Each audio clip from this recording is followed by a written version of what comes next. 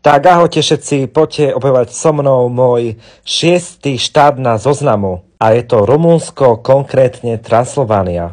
Tak chvíľa som začal s pozretím hradu Mateja Corvina, kde sa natáčala aj krásna talianská rozprávka Fantagiro. Konkrétne tam bolo zobrazené v tejto rozprávke sídlo temných síl čarodejnice.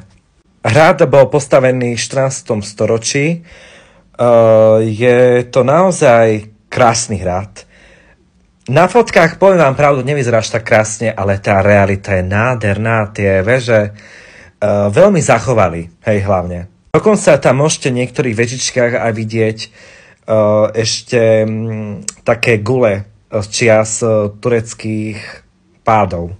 Takže Turci, Osmani samozrejme útočili tu. Tak pozrel som expozíciu hradu aj miestnosti, napríklad kaplnku, vyobrazenia Hunádijovcov, ich rekvizity, postele, naozaj tam boli dosť toho.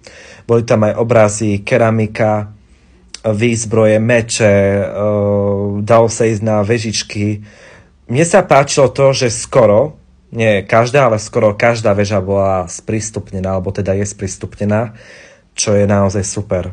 Vstupné ťažko vám poviem, lebo ja som to mal v cene, čiže vstupné neviem. Ale stojí za to sem ísť, lebo je to obrovský areál.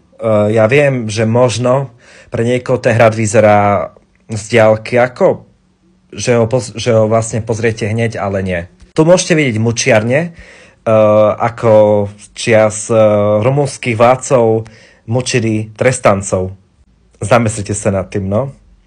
Aké to muselo byť v tej dobe ťažké byť?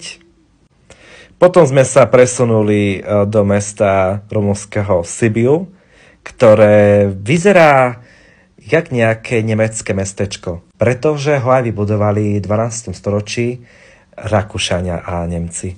A tá národnosť je tu všelijaká. A pozrieme sa na pár